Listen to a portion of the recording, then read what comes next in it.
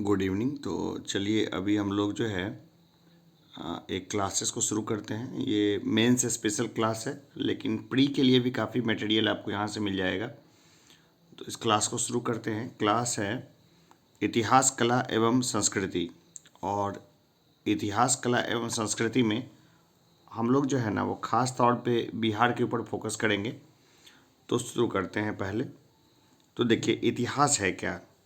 इतिहास जो है ना, बीती घटनाओं का क्रमबद्ध एवं व्यवस्थित अध्ययन जो है उसको इतिहास बोलते हैं। बीती हुई घटनाओं का क्रमबद्ध एवं व्यवस्थित अध्ययन। तो इतिहास को हम लोग देखें तो एक क्या है, क्रमबद्धता है और व्यवस्था है। क्रमबद्धता कैसे है, तो कालक्रम के अनुसार से, यानी समय के अनुसार से। और व्यवस्था कैसी है, तो राजनीतिक, आर्थिक, सामाजिक और सांस्कृतिक। तो ये व्यवस्था है। तो देखिए, राजनीतिक व्यवस्था में देखें तो इतिहास में क्या देखने को मिलता है। इतिहास में देखने को मिलता है राजा, मंत्री परिषद, अधिकारी समूह, प्रशासनिक व्यवस्था, सैन्य व्यवस्था और न्याय व्यवस्था। ये सब देखने को मिलता है।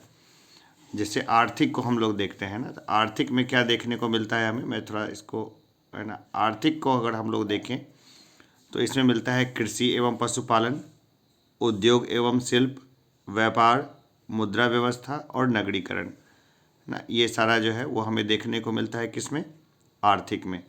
सामाजिक में अगर हम लोग देखें तो वर्गीय विभाजन, महिला महिला और पुरुष में जो विभाजन था वो है, दास का जो विभाजन था वो, भोजन के अकॉर्डिंग जो विभाजन किया गया था सोसाइटी में, वस्त्र के अनुसार से और मनोरंजन के अनुसार से। मनोरंजन के अनुसार से भी हमें एक विभाजन समाज में देखने को मिलता है। अब देखिए सांस्कृतिक को देखें तो धर्म के अनुसार से विभाजन, दर्शन के अनुसार से, कला, साहित्य और अन्य तरह से जो विभाजन हमें देखने को मिलता है। तो ये सारा हम लोग देखते हैं इतिहास के अंदर में। अब देखिए, इतिहास के स्रोत क्या हैं। तो इतिहास के दो स्रोत हैं। एक है पुरातात्विक साक्ष्य, जिसमें अभिलेख और सिक्के आते हैं। प्राचीन इतिहास में अभी अभिलेख और सिक्कों से ही काम चलाना पड़ता है। और दूसरा है साहित्यिक साक्ष्य, जिसमें देसी एवं विदेशी जो लेखक हैं वो जो लिख करके गए, या जो उनके ग्रंथों में या जो उनके पत्र व्यवहार में जो चीज़ दिखता है उसको हम लोग साहित्यिक साक्ष्य के रूप में देखेंगे। अब देखते हैं भारतीय इतिहास लेखन। तो भारतीय इतिहास लेखन जो हुआ है ना, वो समझिए कोई ना कोई प्रभाव में हुआ है। जैसे कि सबसे पहले जो अंग्रेज़ थे या जो दूसरी ताकतें जो भारत में थी, उन्होंने अपना साम्राज्यवादी रुख जो है वो इतिहास लेखन में दिखाया है। फिर दूसरा हम लोग देखते हैं एक राष्ट्रवादी रुख हमें देखने को मिलता है, राष्ट्रवादियों ने जो लिखा। और तीसरा है हम लोग उसको देखते हैं मार्क्सवादी चश्मे से। तो इसमें देखिए, पाश्चात्य सभ्यता एवं संस्कृति का गौरवगान किया गया है। साम्राज्यवादी लेखन है, उन्होंने अपना गौरवगान किया है। राष्ट्रवादियों ने लिखा है भारतीय सभ्यता एवं संस्कृति का गौरवगान किया है। और मार्क्सवादी जो है ना, इन्होंने लिखा है सामाजिक आर्थिक परिवर्तन पर बल दिया है। किसान, मजदूर आदि की दशाओं को विशेष रूप से इसमें दिखाया है। ये दिखाया है मार्क्सवादी ने। चलिए अब देखते हैं कि संस्कृति क्या है ना। संस्कृति को लोग पढ़ते तो बहुत हैं, बहुत सारे लोग हैं जो संस्कृति को ठीक से नहीं समझते हैं कि संस्कृति क्या चीज़ है। तो चलिए अभी आसान भाषा में मैं समझाने की कोशिश करता हूँ, बिल्कुल आसान तरीके से, कि संस्कृति क्या है। संस्कृति किसी भी जनजीवन का महत्वपूर्ण अंग होता है। संस्कृति से तात्पर्य है जीवन शैली या जीवन जीने का तरीका। इसके तहत धर्म, कला, साहित्य आदि पहलुओं की चर्चा होती है। संसार की विभिन्न संस्कृतियों में भारतीय संस्कृति का कई संदर्भों में विशिष्ट स्थान है। ग्रीक, रोम, मिस्र, मेसोपोटामिया, चीन आदि संस्कृतियों की तुलना में भारतीय संस्कृति सर्वाधिक जीवंत मानी जाती है। प्रमाण के लिए भारत की प्रारंभिक सभ्यताओं, हड़प्पा या सिंधु घाटी सभ्यता, वैदिक सभ्यता आदि के कई तत्व आज भी भारतीय संस्कृति में विद्यमान हैं। सभ्यता वह है जो हमारे पास है, जबकि संस्कृति वह है जो हम में विद्यमान है। क्लियर है? एक दो बार इच्छा करे तो बैक करके फिर पढ़ लीजिएगा। अब देखते हैं भारतीय संस्कृति का स्वरूप। तो किसी भी संस्कृति में धर्म का, साहित्य, दर्शन आदि की महत्वपूर्ण भूमिका होती है। धर्म की, साहित्य, दर्शन आदि की महत्वपूर्ण भूमिका होती है। ठीक है ना, ये थोड़ा मिसप्रिंट था, सही कर लिया। किसी भी संस्कृति में धर्म की, साहित्य, दर्शन आदि की महत्वपूर्ण भूमिका होती है। भारत के संदर्भ में संस्कृति का निर्धारण काफ़ी हद तक धार्मिक पक्षों के द्वारा हुआ है। भारतीय दर्शन के अधिकांश विचार धार्मिक तत्वों द्वारा ही प्रेरित हैं। साहित्य के संदर्भ में प्राचीन भारतीय साहित्य हिंदू, बौद्ध, जैन द्वारा प्रभावित हैं। वहीं मध्यकालीन साहित्य इस्लाम द्वारा प्रेरित हैं या इस्लाम द्वारा प्रभावित है। अब लोग देखते हैं कला को देखते हैं। तो कला मानवीय कल्पनाओं की रचनात्मक अभिव्यक्ति मानी जाती है। साथ ही यह किसी भी संस्कृति की मूलभूत पहचान होती है। कला मन के अंतःकरण की सुंदर प्रस्तुति होती है। मैथिली चरण गुप्त कई कला समीक्षकों ने कला को संस्कृति के वाहक के रूप में भी देखा है। तात्पर्य है कला के विभिन्न रूपों यथा स्थापत्य कला, मूर्ति कला, चित्रकला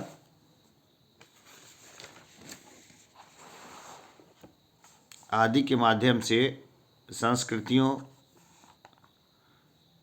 की निरंतरता एवं परिवर्तनीयता के साथ विकसित होती है। ठीक है, अब देखिए, आदि के माध्यम से संस्कृतियाँ निरंतरता एवं परिवर्तनीयता के साथ विकसित होती है ना। पीछे से आराम से पढ़िए इसको। कला मानव एवं प्रकृति के विभिन्न रूपों की अभिव्यक्ति है। पंडित जवाहरलाल नेहरू संस्कृति के मन एवं आत्मा का विस्तार मानते हैं। इस संदर्भ में हम कला को देखें तो संस्कृति के प्रमुख भाग के रूप में कला इस विचार को दृष्टि प्रदान करती है। भारत एवं वैश्विक संदर्भ में कला के विशेष रूप हैं स्थापत्य या वास्तुकला, मूर्तिकला, चित्रकला, नृत्य, संगीत आदि। ये सब कला के अलग अलग रूप हैं। स्थापत्य या वास्तुकला जिससे बिल्डिंग्स बनते हैं, उसके जो आर्किटेक्चर हो गया, मूर्तिकला, चित्रकला, नृत्य, संगीत आदि। अब कला को हम लोग देखते हैं ना, कला में क्या क्या चीज़ है। तो कला में हम लोग अगर देखें, ढंग से थोड़ा सा देख लेते हैं कि कला में क्या क्या चीज़ हमें दिखता है। तो कला में है स्थापत्य कला, धार्मिक स्तूप, चैत्य, विहार, मंदिर, ये सब हो गया स्थापत्य कला में। और धार्मिक निवास हो गया, जैसे हड़प्पा नगर योजना हो गया, चंद्रगुप्त का राजप्रसाद हो गया, ये सब हो गया रहने का जगह। इसके बाद हम देखते हैं कि उसमें मूर्ति कला भी है, चित्रकला भी है, नृत्य है, संगीत है, सब है। तो सबको हम लोग एक एक करके देखेंगे जहाँ तक हो सकता है। जो प्रश्न खास करके मेंस में आते हैं, बीपीएससी के जो मेंस में आते हैं उसी पे स्टिक रहेंगे, उससे इधर उधर नहीं होंगे। यहाँ से जो मैं बता रहा हूँ, यहाँ से 2 प्रश्न आएंगे और 38 गुने 2 मतलब 80 नंबर में से 4 नंबर घटा दीजिए, तो उतने नंबर का मैं यहाँ पे करा के दूंगा। 76 मार्क्स यहीं से आएंगे। स्थापत्य कला को 2 रूपों, धार्मिक एवं निवास के रूप में देख सकते हैं। हड़प्पा का नगर योजना एवं चंद्रगुप्त का राजप्रसाद आदि निवास स्थापत्य के उदाहरण हैं, परंतु व्यापक स्तर पर धार्मिक स्थापत्य के उदाहरण ही दिखाई पड़ते हैं, जैसे स्तूप, चैत्य, विहार, मंदिर आदि। भारतीय मूर्तिकला का विकास भी धर्म प्रभावित ही रहा है, जिसे हम विभिन्न कला रूपों में देख सकते हैं। प्राचीन भारत की प्रमुख मूर्ति निर्माण शैली गांधार शैली एवं मथुरा शैली। परंपरा में बौद्ध धर्म के प्रभाव से बुद्ध के मूर्तियों का निर्माण। इसके अतिरिक्त भी अन्य शैलियों में धर्म का प्रभाव प्रतिबिंबित होता है, जैसे चोल कला में नटराज शिव। तो देखिए, चित्रकला के संदर्भ में भी विशेषकर बौद्ध एवं हिंदू धर्म से प्रभावित चित्रों की ही बहुलता देखने को मिलती है, नई और कोई चीज़ नहीं दिखती है। यानी कि आप जो भी देखें, कला में भी जो है ना, वो धर्म ही हावी है। इसी तरह हम लोग देखते हैं जो मूर्ति निर्माण की भी जो कला है, उसमें भी ज़्यादा कैसी मूर्तियाँ बन रही है, धार्मिक। अब देखिए इसमें क्या है, आगे हम लोग कहाँ तक पहुँचे थे। चित्रकला के संदर्भ में भी विशेषकर बौद्ध एवं हिंदू धर्म से प्रभावित चित्रों की बहुलता दिखाई पड़ती है। नृत्य कला एवं संगीत भी कई संदर्भों में धार्मिक तत्वों द्वारा निर्देशित होता रहा है। उदाहरण के तौर पर तमिलनाडु का भरतनाट्यम, उत्तर भारत में कथक एवं मणिपुर का प्रचलित नृत्य मणिपुरी, सभी एक तत्व राधा कृष्ण का मंचन कर रहा है। ठीक है, तो यहाँ देख रहे हैं हम लोग कि घुमा फिरा के क्या है, धर्म जो है वो हर जगह हावी है। कला के रूपों में भी धर्म को ही हम ज़्यादातर देखते हैं। अब देखते हैं भारत में कला का विकास। भारत में कला का विकास हम लोग देखें तो पहले भूमिका देखेंगे, फिर विस्तार, फिर समीक्षा देखेंगे। विस्तार की बात करें हम लोग तो मौर्य पूर्व काल में कला को देखेंगे, मौर्य काल में कला को देखेंगे, मौर्य काल के बाद कला को देखेंगे कि किस तरह से ये रही है। तो सबसे पहले देखते हैं मौर्य काल में कला। तो दो तरह की कला थी, राजकीय कला और लोक कला। मौर्य पूर्व काल में ना काफ़ी कुछ है, जैसे उस समय मृदभांड बनते थे या स्नानागार है या उस समय का जो भी चीज़ है, लेकिन चूंकि ये बीपीएससी ना पूछती नहीं है इसलिए हम लोग इसको ना हटा के चलेंगे। मौर्य बाद के काल को कला को पूछा जाता है तो हम लोग इसको देखेंगे आगे के चैप्टर्स में, डायग्राम्स के साथ देखेंगे। अभी मौर्य काल में कला को देखें तो ये बहुत महत्वपूर्ण प्रश्न है, अभी सीडीपीओ मेंस में भी पूछा गया था और ये आगे भी रिपीट होगा।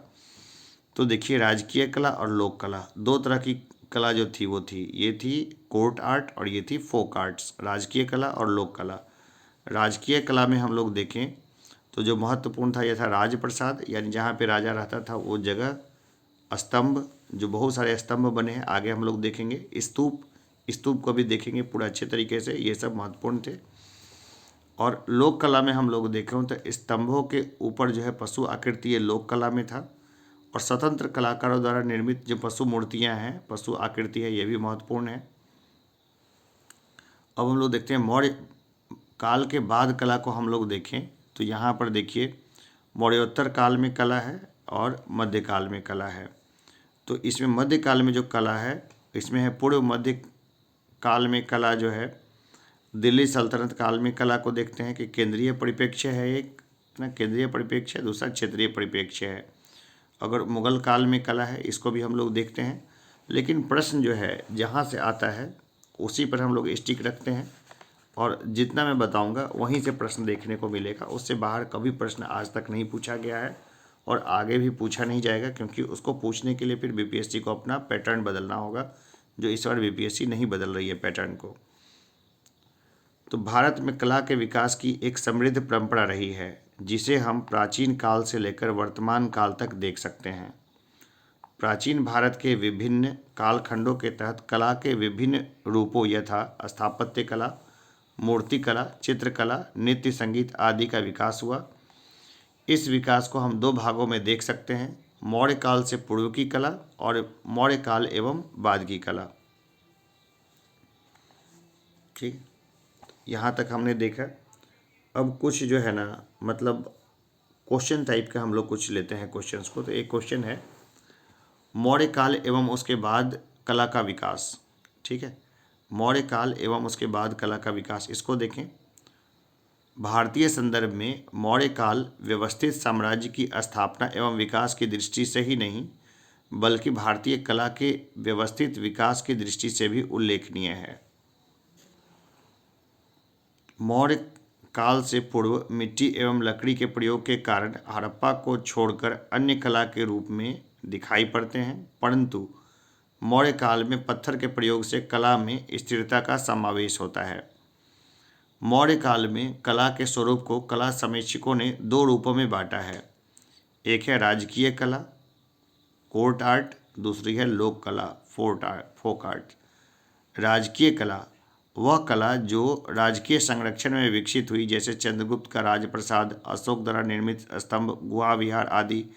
तो ये सब जो थे ना राजकीय प्रश्रय में हुए, तो राजकीय प्रश्रय में जिनका विकास हुआ ना उसको राजकीय कला बोलते हैं। जैसे एक देखते हैं राजप्रसाद को, यानी कि राजा जहाँ रहता था राजप्रसाद, तो अशोक द्वारा निर्मित स्तंभ, गुहा विहार आदि सब महत्वपूर्ण है। लोक कला की बात करें तो वह कला जो स्वतंत्र रूप से कलाकारों द्वारा विकसित हुई, इसके तहत मुख्यतः मूर्ति कला का निर्माण परंपरा का विकास हुआ।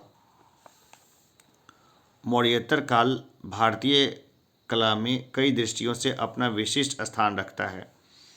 इसी काल में बौद्ध कला के तहत चैत्यों का निर्माण हुआ, जिससे आगे चलकर हिंदू मंदिरों के निर्माण का आधार तैयार हुआ। मौर्योत्तर काल में ही मूर्तिकला की महत्वपूर्ण शैलियाँ जैसे गांधार शैली, मथुरा, अमरावती आदि विकसित हुई। गांधार शैली की मूर्तियाँ आध्यात्मिकता से प्रभावित है। बुद्ध का मानव रूप में मूर्ति का निर्माण इसी कालखंड में हुआ। आगे चलकर विभिन्न मूर्तियों पर गांधार एवं मथुरा शैली का व्यापक प्रभाव दिखाई पड़ता है, जैसे पाल कला की मूर्तियाँ। तो इस पर भी देखते हैं हम लोग कि कौन सा प्रभाव है। गांधार एवं मथुरा कला शैलियों का प्रभाव इसमें देखने को मिलता है। पाल काल की जो मूर्तियाँ हैं ना, वो बहुत महत्वपूर्ण है, खास करके एग्जाम पॉइंट ऑफ व्यू से। तो हम लोग इसको ढंग से देखेंगे। तो मौर्योत्तर काल में ही अजंता, एलोरा आदि के गुफा चित्र निर्मित शुरू हुए, जो आगे भी जारी रहे। अब देखते हैं बिहार में कला का विकास, है ना। इसमें देखेंगे बिहार में कला के विकास को हम लोग देखेंगे तो देखेंगे पहले भूमिका, फिर विस्तार, समीक्षा एवं निष्कर्ष को। तो विस्तार में देखेंगे कि प्राचीन काल में कला, मध्यकाल में कला और आधुनिक काल में कला, इन चीज़ों को ही हम लोग देखेंगे। बिहार में कला का विकास, भाई जितना मैं बता रहा हूँ ना नोट्स, उतना ही करना है, उसी में हो जाएगा। सबसे पहले हम लोग मौर्य कला को देखते हैं। यहाँ से प्रश्न हमेशा बनता है, 2-3 बार रिवाइज कर लें तो बुरा नहीं है। तो मौर्य कला में क्या देखें हम लोग, भूमिका को देखेंगे, किसी प्रश्न के लिए महत्वपूर्ण होता है भूमिका, फिर विस्तार और समीक्षा एवं निष्कर्ष। तो देखिए विस्तार में हम लोग देखेंगे क्या है कि राजकीय कला है और लोक कला है। राजकीय कला में भी क्या है, राजप्रसाद जो महत्वपूर्ण है, फिर स्तंभ है, फिर स्तूप है। इसके बाद लोक कला में देखेंगे स्तंभों के ऊपर पशु आकृति जो है वो खास करके, और स्वतंत्र कलाकारों द्वारा निर्मित मूर्तियां जो है वो जो बनी है वो महत्वपूर्ण है। इन सबको मैं विस्तार से बताता जाऊंगा आगे। बिल्कुल एकदम धैर्य बनाए रखिए, क्लास में ना एकदम मस्त तरीके से बने रहिए। मेंस अगर लिखना है तो धीरज जरूरी है, जो धीरज है ना वो मजबूती के साथ एकदम। तो पहले भूमिका को देखें। कला किसी संस्कृति के मूलभूत पहचान के साथ ही मानवीय जनजीवन की रचनात्मक अभिव्यक्ति है। इस दृष्टिकोण से मौर्य कला का भारतीय कला के इतिहास में एक युग विभाजक महत्व है, क्योंकि इसी समय कला में मिट्टी या लकड़ी के जगह पत्थर के उपयोग से कला को स्थिरता एवं निरंतरता प्राप्त होती है। अब देखिए मिट्टी की अगर कोई चीज़ बनेंगे, मिट्टी से कोई चीज़ बनाया जाएगा जैसे प्राचीन समय में, तो वो जल्दी टूट फूट जाएगा, लंबे समय तक वो संरक्षित नहीं रहेगा, तो कला क्या है, खो जाएगी।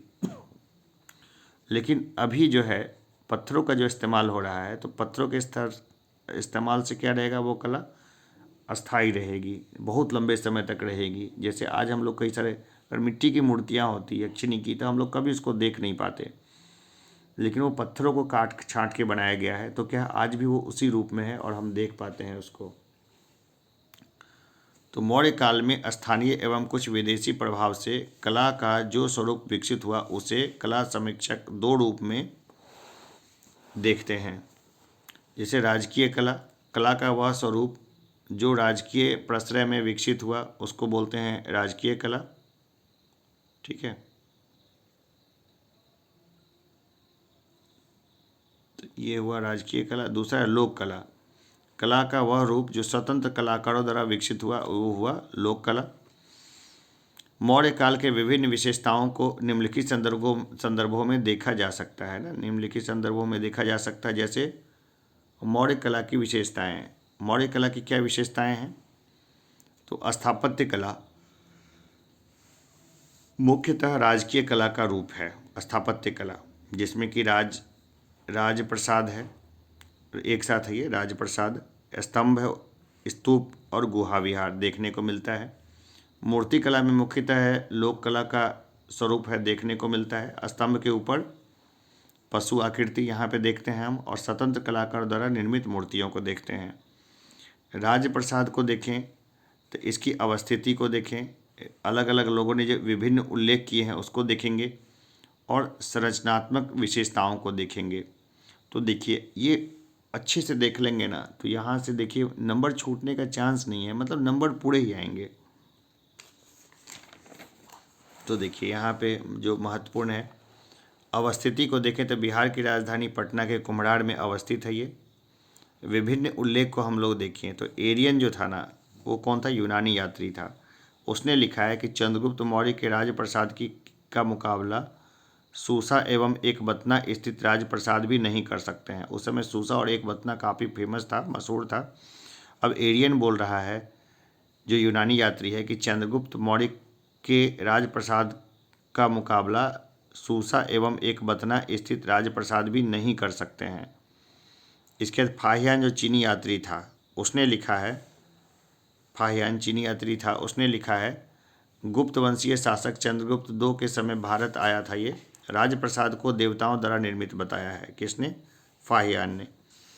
पतंजलि जो है, जो महाभाष्य के रचयिता है, उसने लिखा है, मतलब उन्होंने भी मौर्य राजप्रसाद की भूरी भूरी प्रशंसा की है। क्या की है? मौर्य राजप्रसाद की प्रशंसा की है। अब देखिए किस तरह का था, इसकी संरचनात्मक विशेषताओं को देखें तो देखिए ये एक नॉर्मल डायग्राम है राजप्रसाद का। तो सभा भवन को हम लोग देख रहे हैं यहाँ पे।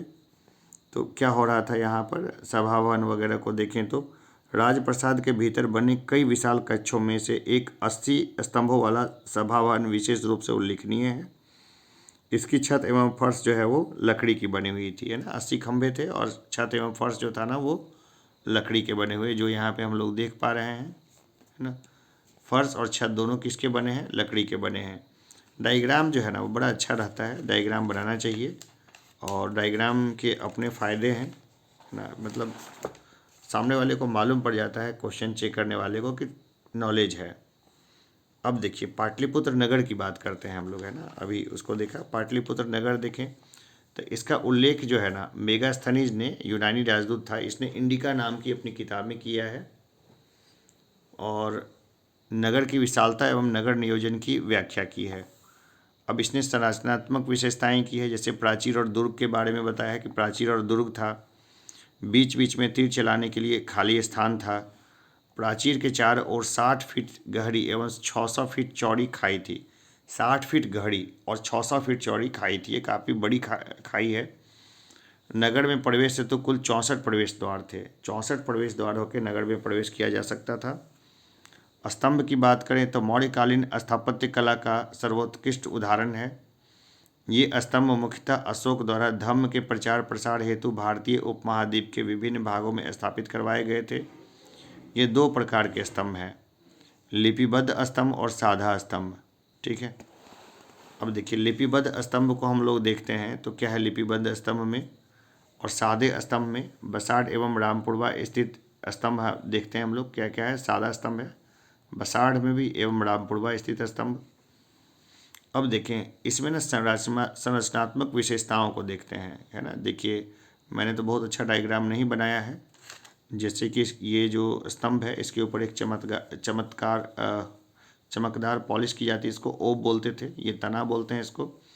तना के ऊपर मेखला, मेखला के ऊपर में एक उल्टा कमल, उल्टा कमल के ऊपर में कंठ, है ना।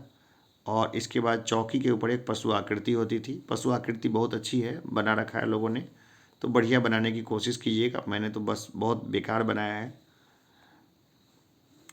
तो देखिए एकास्मक पत्थर द्वारा निर्मित था, यानी एक ही पत्थर सॉलिड हुआ करता था। अधिकांश लाल बलुआ पत्थर जो चुनार यूपी एवं मथुरा यूपी से आयातित थे द्वारा निर्मित है। ये स्तंभ गोलाकार हैं। स्तंभों की लंबाई 20 से 50 फीट तथा वजन 50 टन है। स्तंभों पर चमकदार पॉलिश किया गया है, लगता है कि धातु निर्मित है। स्तंभ की संरचना को मुख्यतः 2 भागों में देखा जा सकता है। तना, इसकी चौड़ाई नीचे से ऊपर की ओर कम होती जाती है। भाई नीचे से ऊपर इसकी जो है चौड़ाई कम होती जाती है। ये देखिए मेन चीज़, 50 टन वजन है, 20 से 50 फीट जो है इसकी लंबाई है। चमकदार पॉलिश किया गया है इसके ऊपर में।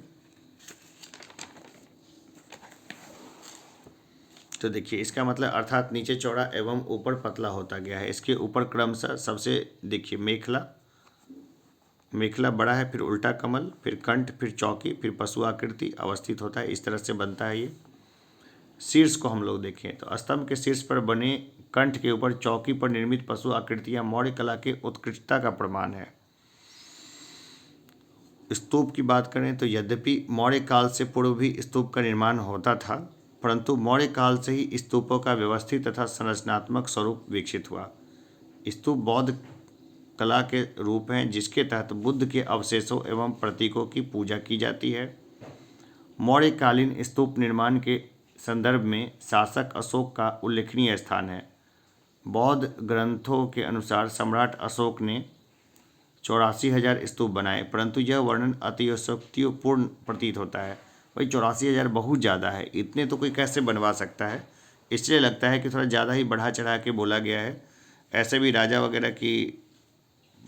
वगैरह के शान में काफ़ी कसीदे कढ़े जाते थे। तो मौर्यकालीन स्तूपों में सांची, भड़भूत व राजगृह के स्तूप उल्लेखनीय हैं। देखिए कहाँ कहाँ के सांची के, भड़भूत और राजगृह के स्तूप जो है वो उल्लेखनीय हैं। इसमें सांची स्तूप को यूनेस्को के विश्व विरासत सूची में शामिल किया गया है। जो सांची है इसको यूनेस्को में शामिल किया गया है, जो इसकी महत्ता एवं उत्कृष्टता का प्रमाण है। इससे पता चलता है ये कितना महत्वपूर्ण है और कितना उत्कृष्ट है। अब देखते हैं स्तूप की संरचना को, है ना। देखिए ये स्तूप की बेसिक संरचना है। तो सबसे ऊपर देखिए छत्र होता था। छत्र में जो है किसका प्रतीक था? श्रद्धा, सम्मान, उदारता का प्रतीक है। और उसको डंडा जो लगा है उसको यष्टि बोलते थे। ये हड़मिका होता था जिसमें बुद्ध के अवशेष रखे जाते थे। ये अर्धचंद्राकार क्षेत्र को अंड बोलते हैं। और ये उसकी देखिए मेधी चबूतरा बोलते हैं, जो और जिसको प्रदक्षिणा पथ, ये रहा वेदिका घेरा, ये तोरण प्रवेश द्वार है। तो इस तरह की उसकी आकृति होती थी। एक आकृति हम लोग फिर वापस इसी सेम आकृति को बाद में भी देखेंगे, बना सकते हैं आकृति, तो बहुत अच्छा है, प्रैक्टिस करिए। अब देखिए तोरण प्रवेश द्वार स्तूप का मुख्य प्रवेश द्वार होता था। वेदिका जो था ना, स्तूप के चारों ओर निर्मित घेरा है। मौर्य काल में सांची स्थित स्तूप की वेदिका लकड़ी द्वारा निर्मित था। भाई सांची में जो था ना वो क्या था? लकड़ी द्वारा निर्मित था।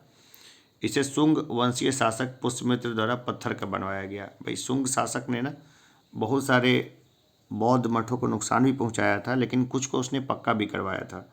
तो इसी में ये भी था कि उसने इसे मतलब क्या करा दिया, लकड़ी का बना था तो उसको पत्थर का बनवा दिया। तो इससे क्या हो गया, वो लंबे समय तक वो लगातार वो चलता रहेगा। अब बात करते हैं प्रदक्षिणा पथ की। तो चबूतरे एवं वेदिका के मुख्य स्तूप के चारों ओर परिक्रमा हेतु निर्मित स्थान है ये। मेधी क्या है? चबूतरा जिस पर अर्धचंद्राकार गुंबद अवस्थित होता है इसको मेधी बोलते हैं। अब अंड क्या है? तो अर्धचंद्राकार गुंबद जिसके अंदर की छत ईंटों से तथा बाहरी पक्की ईंटों से निर्मित किया जाता है, इसको अंड बोलते हैं। हर्मिका को ले लें तो हर्मिका अंड के ऊपर पेटीनुमा संरचना है जिसमें बुद्ध के अवशेष रखे जाते थे। छत्र एवं यष्टि हर्मिका के ऊपर छत के 3 पक्ष श्रद्धा, सम्मान एवं उदारता के प्रतीक को धारण करने हेतु यष्टि का निर्माण किया जाता है। तो ये रहा यष्टि। अब देखते हैं विहार, है ना। अब विहार को क्या देखेंगे? अवस्थिति एवं उदाहरण देखेंगे विहार की, और संरचनात्मक विशेषता देखेंगे। अब विहार की बात करें तो मौर्य स्थापत्य कला के अंतर्गत बौद्ध भिक्षुओं के निवास के लिए चट्टानों को काटकर गुफा विहार का निर्माण करवाया गया। ठीक है। मुख्य अवस्थिति क्या है? गया बिहार में मुख्य अवस्थिति है। प्रमुख गुहा विहार को देखें तो पहले देखते हैं बराबर पहाड़ी स्थित गुहा विहार है। अब अभी भी देख सकते हैं, जहानाबाद डिस्ट्रिक्ट में आपको दिखाई देगी ये। अशोक द्वारा निर्मित बराबर पहाड़ी स्थित गुफाओं में सुदामा एवं कर्ण चौपड़ गुहा विहार आते हैं, जिसे उन्होंने आजीवक संप्रदाय को प्रदान किया था। अब देखिए ये सब ना प्री में भी घुमा फिरा के ऐसे प्रश्न बहुत सारे बनते हैं, और प्री के साथ साथ मेंस की तैयारी अच्छी हो जाती है, और मेंस के साथ साथ प्री की तैयारी अच्छी होनी चाहिए। तो देखिए मेन तो मेंस की तैयारी करके ही प्री को अच्छा किया जा सकता है। इन गुफाओं में सुदामा गुफा अशोककालीन सबसे प्राचीन गुहा विहार आते हैं। ये गुहा विहार की बात हो रही है, अशोककालीन है ये।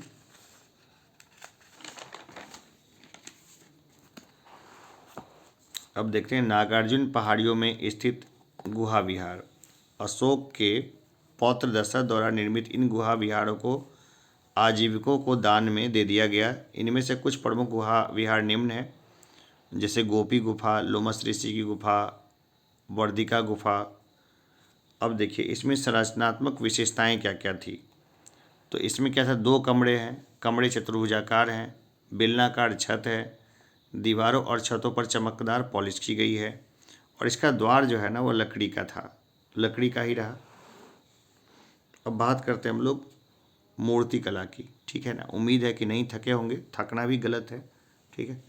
अगर मेंस दे रहे हैं तो इतना पोटेंशियल होना चाहिए कि 3 घंटा तक लगातार बैठे रहें और हिले नहीं 3 घंटे तक। क्या कि क्या फालतू में उठना, भाई कभी कभी तो फाइट करने का मौका मिलता है, और उस समय भी इधर उधर क्या ध्यान देना। भाई लगातार पढ़ते रहिए, लगातार मेंस दीजिए। अब देखिए मूर्ति कला है। मूर्ति कला की बात करें तो स्तंभ के ऊपर जो है पशु आकृति देखने को मिलती है। स्वतंत्र कलाकार द्वारा निर्मित मूर्तियां हैं। भाई कैसे कलाकार हैं? स्वतंत्र कलाकार हैं। और मूर्ति कला मौर्य कला के काल के विभिन्न रूपों में अत्यंत अंतर्गत मौर्य काल में मूर्ति कला भी उत्कृष्ट रूप में विकसित हुई। देखिए मौर्य काल के विभिन्न रूपों के अंतर्गत मौर्य काल में मूर्ति कला की भी उत्कृष्ट रूप में विकसित हुई। हड़प्पा के उदाहरणों को छोड़कर मौर्य काल से ही मूर्ति कला का व्यवस्थित प्रमाण मिलता है। हड़प्पा में मूर्तियाँ मिली है, याद करिए वो जो डांसिंग गर्ल की मूर्ति मिली है जिस पे पाकिस्तान अपना दावा करता है ना, तो वो हड़प्पा काल की है। ब्रॉन्ज की मूर्ति है तो बहुत छोटी सी, लेकिन बड़ा नाम है उसका। मौर्य मूर्तिकला की विशेषताओं एवं रूपों को हम दो संदर्भों में देख सकते हैं। स्तंभ के ऊपर पशु आकृति है, ये सब लोग हम लोग देखते हैं। स्वतंत्र कलाकारों द्वारा निर्मित मूर्तियां हैं, इसको भी हम लोग देखते हैं। स्तंभ के ऊपर पशु आकृति मौर्य स्थापत्य के अंतर्गत राजकीय कला यानी मूर्ति कला का प्रमाण है। आगे देखेंगे इसकी एक ज़बरदस्त खासियत को।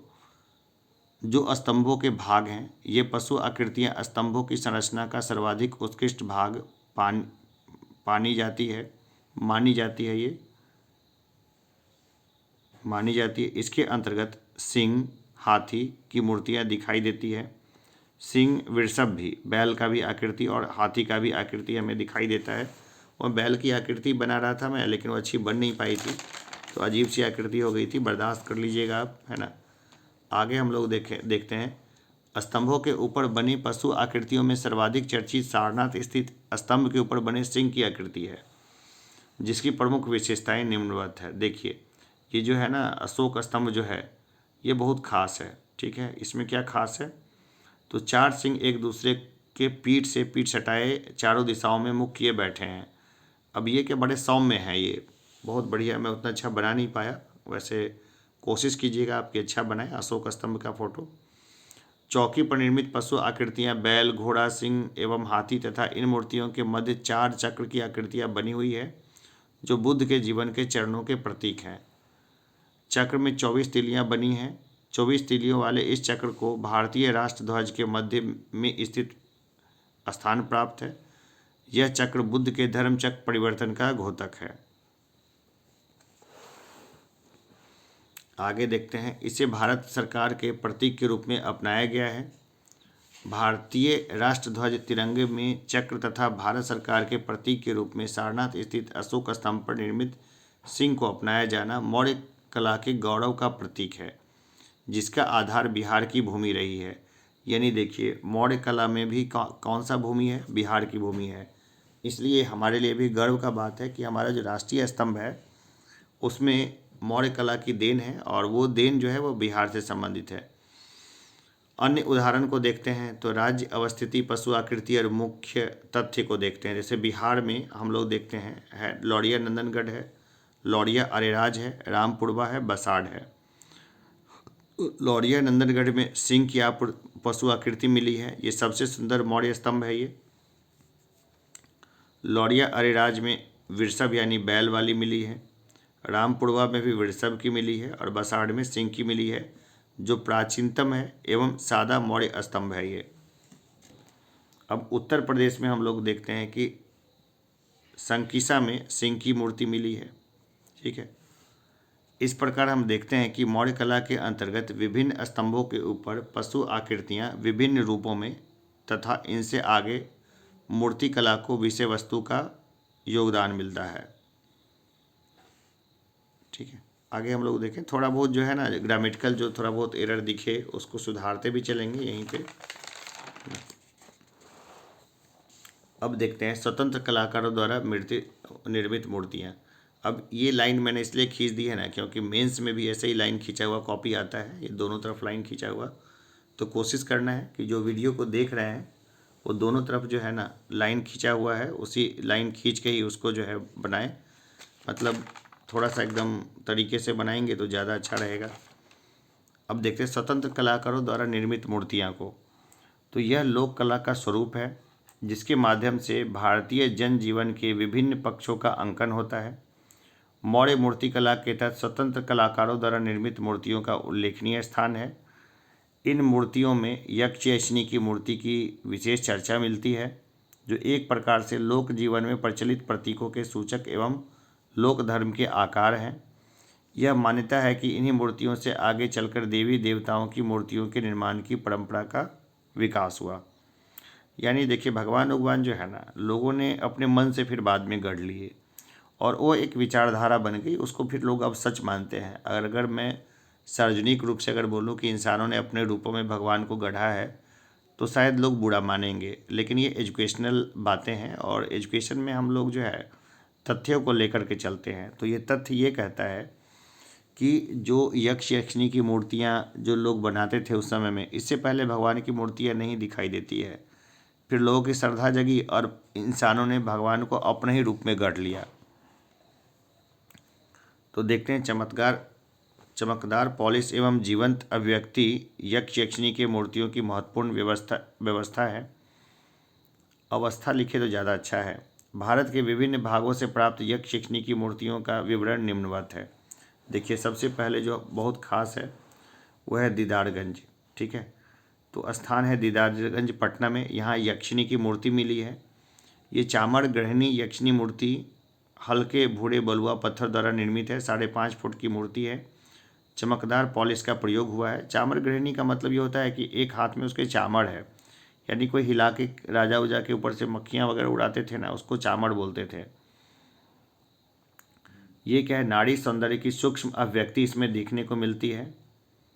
यानी कि एकदम वक्ष स्थल एकदम बहुत भारी है वक्ष, और कमर एकदम बहुत शानदार बनी हुई है। इंटरनेशनल म्यूजियम पटना में कभी जाएं तो आप उनको ज़रूर देखिएगा। वैसे थोड़ी सी टूट फूट हुई है, फिर भी मेरा दावा है कि आप उसके साथ प्रेम में पड़ जाएंगे। अब हम लोग देखते हैं बेसनगर मध्य प्रदेश को। तो यक्षिणी जो है ना 6 से 7 फीट की लंबी मूर्ति है। मुख एवं भुजा खंडित हो चुकी है। बलुआ पत्थर द्वारा निर्मित है। चमकदार पॉलिश इस पे किया गया है। अब देखते हैं पड़खम मथुरा में। तो यक्ष की मूर्ति मिली है। पड़खम मथुरा उत्तर प्रदेश में है। 7 फीट ऊंची मुख एवं भुजा खंडित है इसकी। मौर्यकालीन वेशभूषा है। बलुआ पत्थर द्वारा निर्मित है। चमकदार पॉलिश का प्रयोग किया गया है। फिर देखते हैं राजघाट वाराणसी में उत्तर प्रदेश में। तो यक्ष की मूर्ति मिली है। 3 मुखों वाला यक्ष है ये। निर्माण प्रक्रिया में बलुआ पत्थर का प्रयोग है। चमकदार पॉलिश का प्रयोग किया गया है। तो देखिए 3 जो मुख है ना, इससे ये पता चलता है कि बाद में जो ब्रह्मा जी वगैरह है ना, यहीं से जो है बाद में इन्होंने अपना जो है रूप धरा उन्होंने। अब देखते हैं यक्ष यक्षिणी की मूर्तियों के अतिरिक्त भी लोक कला के तहत अन्य मूर्तियां मिलती हैं, जिन्हें हम निम्नलिखित रूपों में देख सकते हैं। जैसे स्थान देखें, राज्य तो बुलंदी बाग पटना में देखें, बिहार में है ये। तो मूर्ति में है नारी एवं बालक की मूर्ति मिली है। विशेषताएं हैं, मातृत्व एवं वात्सल्य का भाव है इस मूर्ति में। कालसी देहरादून उत्तराखंड में हाथी मिला है। पत्थर काटकर निर्मित मूर्ति है ये। लोहानीपुर पटना में जैन तीर्थंकर मिले हैं। नग्न है, भुजा नहीं है, पैर व जंघा खंडित है। काफ़ी दिन भी हो गए ना। धौली उड़ीसा में है, हाथी है। चट्टान काटकर हाथी का चित्रण किया गया है। सूंड एवं पैर का कलात्मक व स्वाभाविक निर्माण है। सूंड ऐसा जैसे कुछ लपेटा हो, ऐसा दिखता है।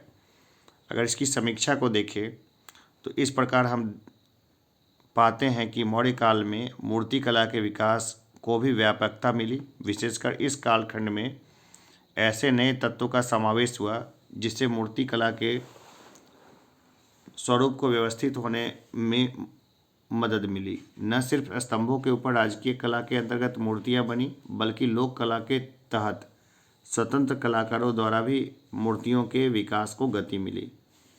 मौर्य काल में मूर्तियों का स्तर आरंभिक स्तर का रहा, पर बाद में मथुरा कला एवं गांधार कला में मानव मूर्तियों के निर्माण व्यवस्थित एवं व्यापक होने लगा।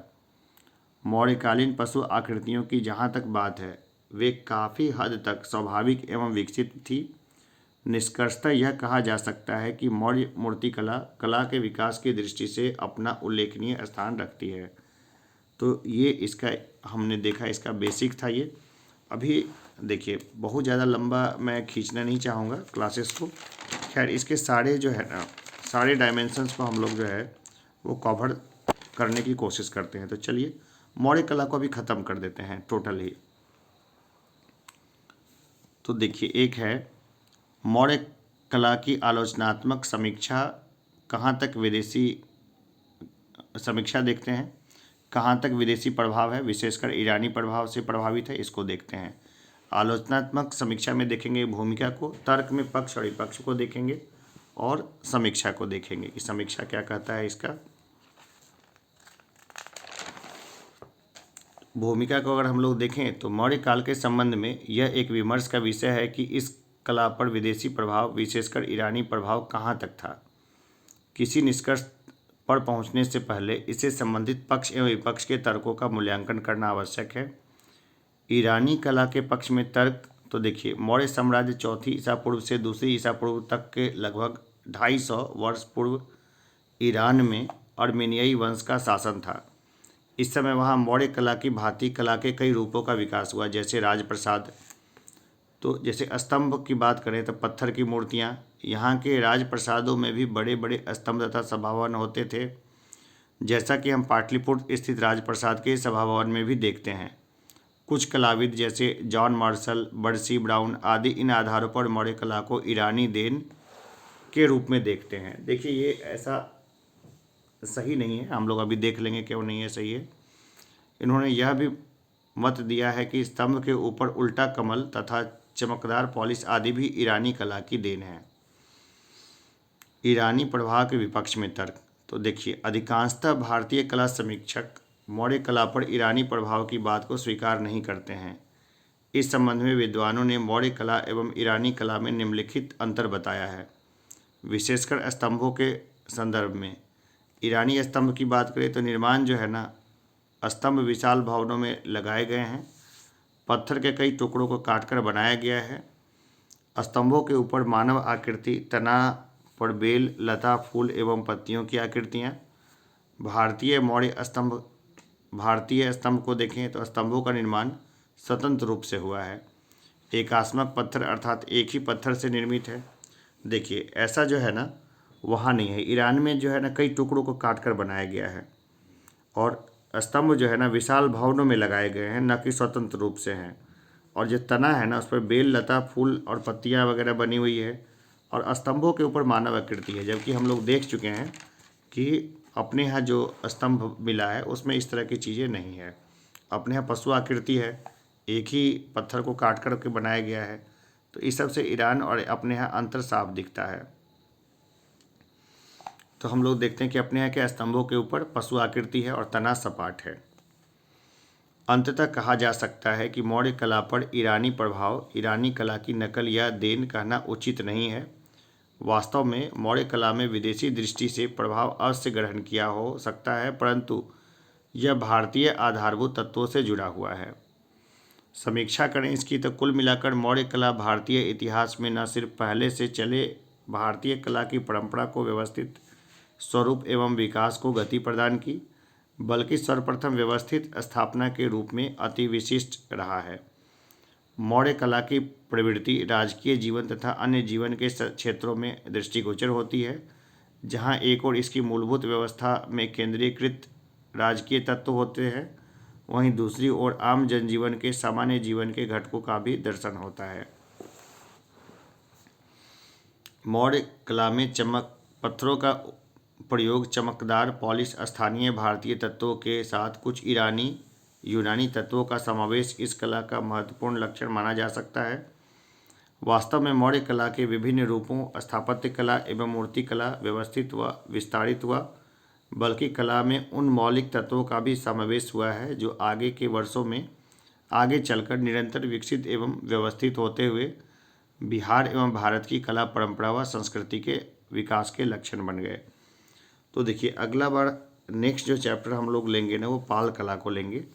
तो मुझे लगता है कि आपका जो क्वेश्चन जो आएगा मौर्य कला से संबंधित कोई प्रश्न जो है वो यहाँ से नहीं छूटने वाला है और काफ़ी अच्छा जो है ये तैयार हो गया है। इसका उत्तर आप अपने खुद के अनुसार से लिख सकते हैं। तो चलिए अभी के लिए इतना ही। ये मेंस के लिए आपके काफ़ी काम का है। फिर मिलते हैं एक छोटे से ब्रेक के बाद। उस समय हम लोग पाल कला को देखेंगे और वो भी लेक्चर जो है ना वो छोटा तो नहीं होगा। जो मेंस दे रहे हैं उनके लिए छोटा लेक्चर मैं लेके नहीं आऊँगा। तो चलिए अभी के लिए इतना ही। किसी को आंसर राइटिंग करना हो तो मुझे व्हाट्सअप कीजिएगा। व्हाट्सअप नंबर जो है आपको यहाँ मिल जाएगा। वैसे डिस्क्रिप्शन में भी व्हाट्सअप नंबर मैं डाल दूँगा। तो अभी के लिए इतना ही। धन्यवाद।